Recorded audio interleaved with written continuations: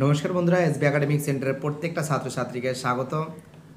আজকে আমি উচ্চ মাধ্যমিকের ইতিহাস সলভ করাচ্ছি। প্রচুর ছাত্রছাত্রী রিকোয়েস্ট করেছিল যে স্যার আপনি উচ্চ মাধ্যমিকের ইতিহাসটা সলভ করে দিন, তার জন্য সলভ পেপার নিয়ে হাজির হয়েছি। থার্ড সেমিস্টার অর্থাৎ তোমাদের সামনে পরীক্ষার ক্ষেত্রে খুবই গুরুত্বপূর্ণ, তোমাদের প্রতি বছর উচ্চ মাধ্যমিক পরীক্ষার ক্ষেত্রে খুবই গুরুত্বপূর্ণ বই অধ্যাপক অসিত কুমার মণ্ডল, বিশ্বজিৎ বাগৈ। দেখতে পাচ্ছ পারুল প্রকাশনী বই, খুবই গুরুত্বপূর্ণ বই, পারুল প্রকাশনীর খুবই গুরুত্বপূর্ণ বই।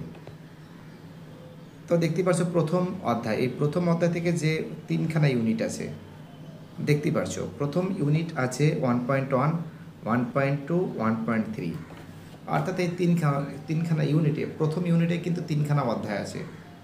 আমরা আজকে কিন্তু তোমাদের যেটা সলভ করে দেবো সেটা কিন্তু দেখতেই পারছো। কি সলভ করবো বলো তো? সলভ করে দেবো ভারতের সমাজ রাষ্ট্র ব্যবস্থা সম্পর্কে পর্যটকদের ভ্রমণ বৃত্তান্তের তাদের উপলব্ধি। ঠিক আছে, এই পার্ট 1.1 যেটা আছে এটা আজকে আমি সলভ করে দেবো। খুবই গুরুত্বপূর্ণ বই। আর যারা ভিডিওটা দেখছো তাদের কাছে অনুরোধ করছি, প্লিজ চ্যানেলটাকে সাবস্ক্রাইব করো। তোমাদের সাপোর্ট কিন্তু খুবই দরকার, কারণ তোমাদের সাপোর্ট ছাড়া সামনের দিকে এগিয়ে যাওয়াটা বহুতই মুশকিল ব্যাপার। দেখতে পাচ্ছ ইউনিট 1 পর্যটকদের নজরে। ঠিক আছে, পর্যটকদের নজরে, ঠিক আছে, দেখতেই পাচ্ছ পর্যটকদের নজরে খুবই গুরুত্বপূর্ণ আছে। এটা আজকে আমি সলভ করাচ্ছি। আজকে আমি তোমাদের যেটা সলভ করাবো সেটা দেখতেই পাচ্ছ যে প্রশ্নগুলো আছে। প্রথম প্রশ্ন সলভ করেছে, দেখে নাও তোমরা। যে আল মাসুদি ভারতে আসেন, তোমরা জানো আল মাসুদি ভারতে আসেন 10ম শতকের প্রথমার্ধে। দেখো যাদের কাছে বইটা নেই প্লিজ আমি অনুরোধ করছি, প্লিজ চ্যানেলটাকে লাইক করো এবং চ্যানেলটাকে সাবস্ক্রাইব করে সমস্ত বন্ধুদের মধ্যে শেয়ার করো। দু জায়গায় প্রশ্ন। আল মাসুদির মতে সিন্ধু অঞ্চলের বসবাসকারী আরবদের সঙ্গে সুসম্পর্ক বজায় রাখত কারা? রাষ্ট্রকূটরা। 3 জায়গায় প্রশ্ন। আল মাসুদি কোথায় জন্মগ্রহণ করেন? তোমরা জানো আল মাসুদি জন্মগ্রহণ করেন কিন্তু বাগদাদে। 4 জায়গায় প্রশ্ন। গজনী সুলতান মাহমুদের সঙ্গে ভারতে এসেছিলেন কোন বিদেশি পর্যটক? আল বিরুনি। কে এসেছিলেন? আল বিরুনি এসেছিলেন। চলো আমাদের পরের প্রশ্ন কি বলেছে। নেক্সট প্রশ্ন, আমাদের নেক্সট প্রশ্ন কি বলেছে? 5 জায়গায় প্রশ্ন। যে আল বিরুনির মতে ভারতে কাদের চিন্তার ক্ষেত্রে একই সঙ্গে বিজ্ঞান ও কুসংস্কার উভয় কাজ করে? অ্যান্সার হবে হিন্দুদের। 6 জায়গায় প্রশ্ন। মার্ক পোলো কোন রাজ্যকে মাবর বলে উল্লেখ করেছেন? পাণ্ডু রাজ্য। 7 জায়গায় প্রশ্ন। মার্ক পোলো কোন রাজ্যে সম্পর্কে অনেক প্রশংসাসূচক কথা বলেছেন? পাণ্ডু রাজ্য। 8 জায়গায় প্রশ্ন। মুতুফিলি বন্দর কোন রাজ্যে অবস্থিত? অ্যান্সার হবে বরঙ্গল। আমাদের পরের প্রশ্ন কি বলেছে? 9 জায়গায় প্রশ্ন। 9 জায়গায় যে প্রশ্ন বলেছে যে মার্ক পোলো কোথাকার জলদস্যুদের বাণিজ্য পথগুলি লুণ্ঠনে বর্ণনা করেছেন? অ্যান্সার মালাবার উপকূলে। 10 জায়গায় প্রশ্ন। কোথাকার লোকদের আব্দুর রাজ্জাক অদ্ভুত জাতি বলে বর্ণনা করেছেন? কালিকটের। পরের কোশ্চেন কী বলছে? 11 জায়গায় প্রশ্ন। Travels in the Mughal empire গ্রন্থটি লিখেছেন? Answer Francois Bernier. Francois Bernier. চলো পরের প্রশ্ন। 12 জায়গায় প্রশ্ন। মুঘল সম্রাট ঔরঙ্গজেবের অধীনে চিকিৎসকের চাকরি নিয়েছিলেন কোন বিদেশি পর্যটক? ফ্রাসোয়া বার্নিয়ের। 13 জায়গায় প্রশ্ন। কোন বিদেশি পর্যটকদের অভিমত ছিল যে দশমিক পদ্ধতির আবিষ্কার হলো হিন্দুরা? আল মাসুদি। 14 জায়গায় প্রশ্ন। ধর্মাটের যুদ্ধ সংঘটিত ছিল 1858 সালে।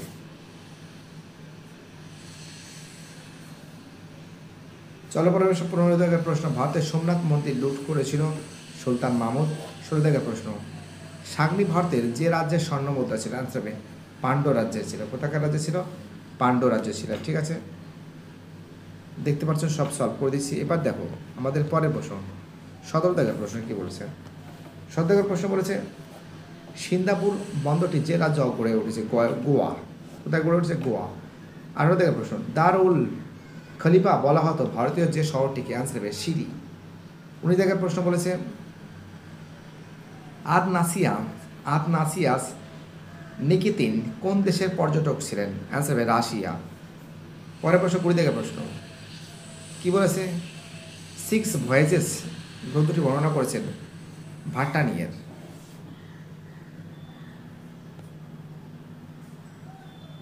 চলো পরে প্রশ্ন 11 দাগের প্রশ্ন, মুরুজ উল জাহাব গ্রন্থটি রচনা করেন, তোমরা জানো, আল মাসুদি। কে করেন? আল মাসুদি। 22 দাগের প্রশ্ন কি বলেছে, তহকিকি হিন্দ গ্রন্থটি কার লেখা? আল বেরুনির লেখা। 23 দাগের প্রশ্ন, কিতাবুল রেহালা গ্রন্থটি লিখেছেন ইবন বতুতা। 24 দাগের প্রশ্ন, নিম্নলিখিত যে দুটি বিষয়ের সম্পর্কে ইবনে বতুতার পূর্ব পরিচয় ছিল না, অ্যান্সার হবে নারকেল ও পান। 25 দাগের প্রশ্ন, নিম্নলিখিত অসমগোত্রীয় নামটি চিহ্নিত করো, অ্যান্সার হবে জিতল।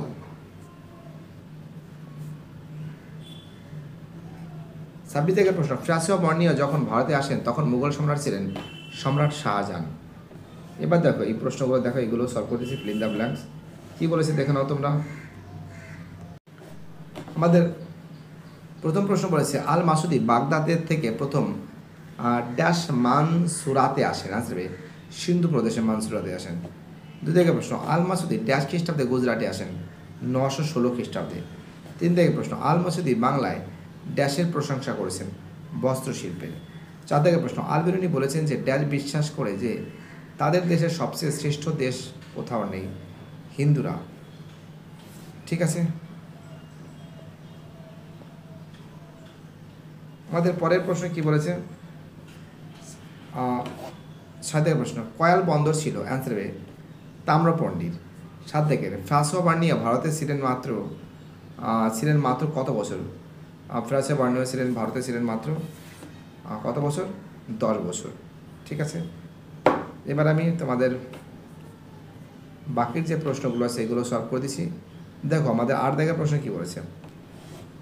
8 দাগের প্রশ্ন বলেছে যে ড্যাশ মুঘল শাসনদিন নগরকে শিবির নগর বলে বর্ণনা করেছেন ফ্রাসিয়া বার্নিয়ার।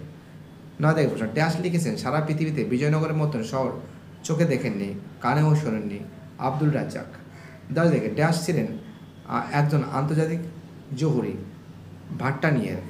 11 দাগে, সুলতানি যুগে ঘোড়ার পিঠে চাপিয়ে ডাক পাঠানোর ব্যবস্থাকে বলা হতো উলুক।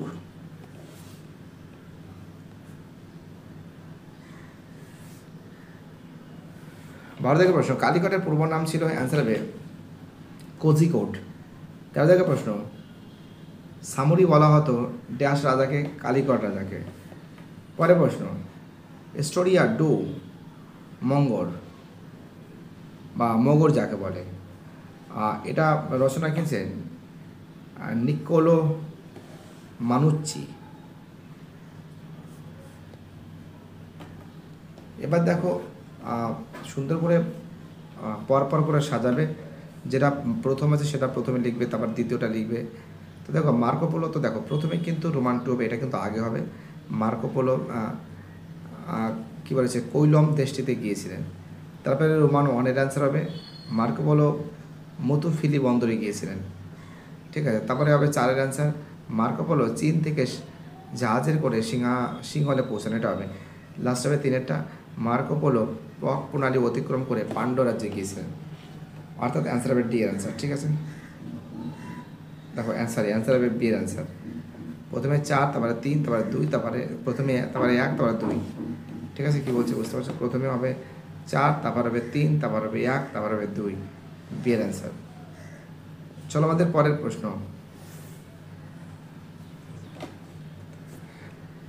2 দাগের যে প্রশ্ন বলেছে, এই যে প্রশ্ন আছে, তো দেখো ভাট্টানিয়ার সুরাটে এসেছিলেন। দেখো এখানে কিন্তু এর অ্যান্সার হবে কিন্তু একদম ডাইরেক্ট বলে দিছি, ডি এর অ্যান্সার হবে। প্রথমে রোমান 2 হবে, ঠিক আছে, তারপরে রোমান 1 হবে, তারপরে রোমান 4 হবে, তারপর রোমান 3 হবে, অর্থাৎ অ্যান্সার হবে ডি এর অ্যান্সার। ঠিক আছে, এবার দেখো স্তম্ভ মিলাচ্ছি, তোমাদের স্তম্ভটা মিলাচ্ছি। দেখো বুন্দেলখণ্ডের, তো দেখো বুন্দেলখণ্ডের অ্যান্সার হবে বি এর অ্যান্সার চান্দেল। কী হবে? চান্দেল হবে। হ্যাঁ, এবার ঠিক আছে, দেখো বুন্দেলখণ্ডে কী হবে? অ্যান্সার হবে চান্দেল হবে। রোমান 2-তে জব্বলপুরে হবে, অ্যান্সার হবে কলচুরি। মালবের হবে, সির অ্যান্সার হবে চালক্য। আর 4-এর হবে গুজরাটের পারমার, অর্থাৎ অ্যান্সার হবে বি এর অ্যান্সার। ঠিক আছে, রোমান 1-এর বি, রোমান 2-এর এ, রোমান 3 ডি, রোমান 4-এর সি। ঠিক আছে, এবার দেখো পরের যে প্রশ্নগুলো আছে এগুলো সলভ করে দিচ্ছি, ঠিক আছে। এখানে যেটা বলেছে সিংহল, অ্যান্সার হবে ডি এর অ্যান্সার হবে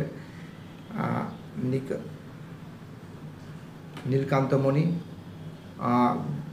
গোলকণ্ডর হবে তোমরা জানো, অ্যান্সার হবে সির অ্যান্সার হিরে। পাণ্ডরাজ্য হবে,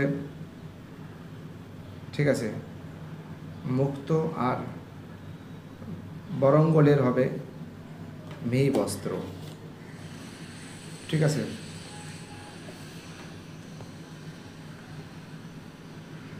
এবার দেখি প্রশ্নগুলো সলভ করে দিচ্ছি।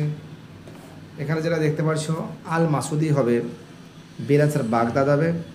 আল বিরনি হবে, এর অ্যান্সার খারাজাম। মার্কো পোলো হবে আমাদের ডি এর অ্যান্সার ইটালি। এবং ইবন বতুতা হবে সি এর অ্যান্সার মরক্কো, ঠিক আছে। এবং 4 দিকে যে প্রশ্ন, চতুর্দশ শতাব্দী হবে সি এর অ্যান্সার হবে ইবন বতুতা। পঞ্চদশ শতাব্দী হবে এর অ্যান্সার আব্দুর রাজ্জাক। ষোড়শ শতাব্দীতে হবে ডি এর অ্যান্সার ফ্রাসোয়া বার্নিয়ার। সপ্তদশ শতাব্দীতে হবে আমাদের র্যালফ ফিস, অর্থাৎ এর অ্যান্সার হবে সি এর অ্যান্সার, এর অ্যান্সার হবে এর অ্যান্সার, ঠিক আছে।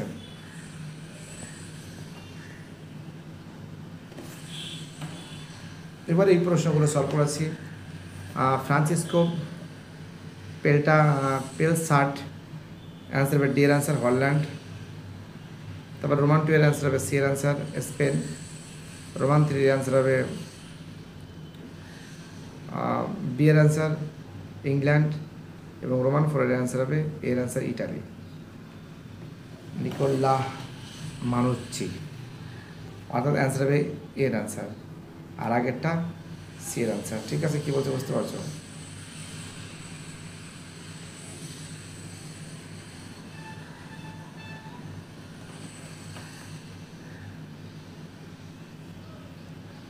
দেখো আল মাসুদি হবে আমাদের অ্যান্সার হবে সি এর অ্যান্সার মরুজুল জহাব, ঠিক আছে।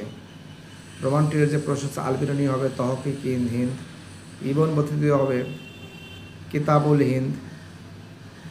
এবং টারবানিয়ার হবে আমাদের 6 ভয়েজেস, অ্যান্সার হবে বি এর অ্যান্সার, ঠিক আছে।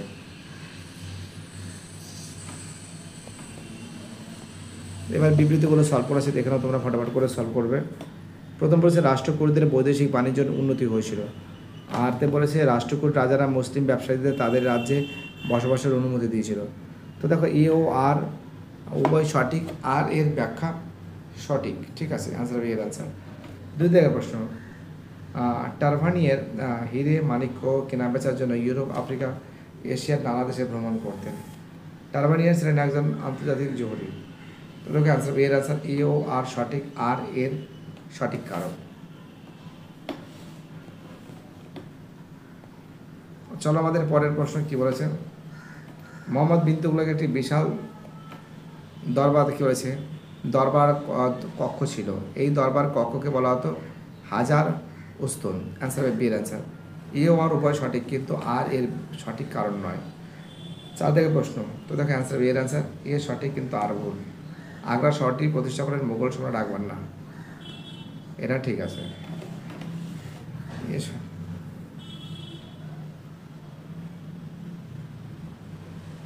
দেখো এবার দেখো এই পর্যায়ে প্রশ্নগুলো আছে।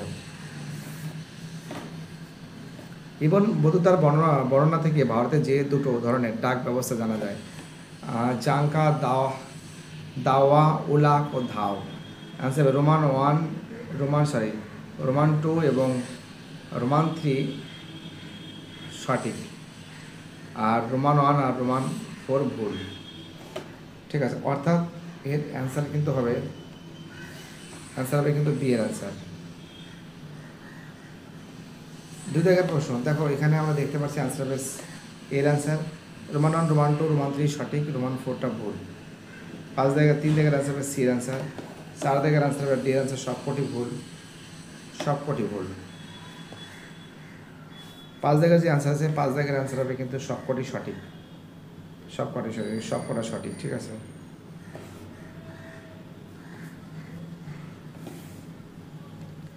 তো দেখো এখানে আমরা পড়ে দেখতে পাচ্ছি এটা 1000 থেকে 1027 খ্রিস্টাব্দ পর্যন্ত সুলতান মাহমুদ ভারত উপর আক্রমণ চালিয়েছিল।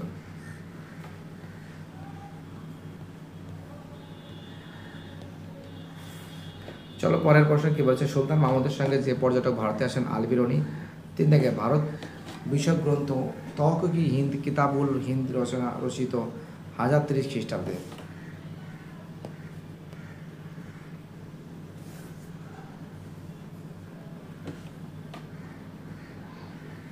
কে দেবগিরি রাজধানী স্থানান্তর করেন? মোহাম্মদ বিন তুগলক। ইবন বতুতা যখন ভারতে আসেন তখন দিল্লি সুলতানের সিংহাসনে বসেন মোহাম্মদ বিন তুগলক। মোহাম্মদ বিন তুগলক থাকার জন্য একটি তৈরি হয় আসবে জাহান পানাহ।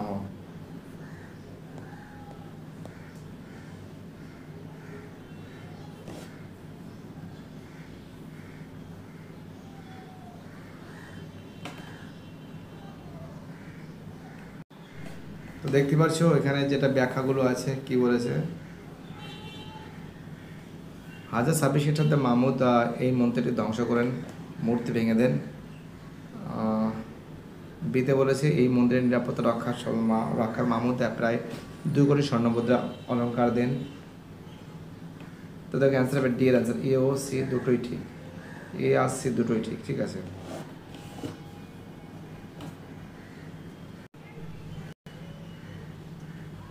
ভিডিওটি দেখার জন্য এসবি একাডেমিক সেন্টারের তরফ থেকে প্রত্যেকটা ছাত্রছাত্রীকে জানাই অসংখ্য ধন্যবাদ। সুস্থ থেকো, ভালো থেকো, চ্যানেলের সঙ্গে যুক্ত থেকো, এটাই আমার একান্ত অনুরোধ। আমি পরের দিন কিন্তু তোমাদের এই যে ইউনিট 2, ঠিক আছে, এবং এটা কিন্তু 1.2 খ্রিস্টীয় 13 শতক থেকে 16 শতকের প্রথম মানে 25 বছর ভারতের দিল্লি সুলতানের শাসন। তো দেখো এগুলো তোমাদের নেক্সট ডে সলভ করাবো। আর অসংখ্য ধন্যবাদ সবাইকে, বাই, টাটা, ভালো থাকবে সবাই।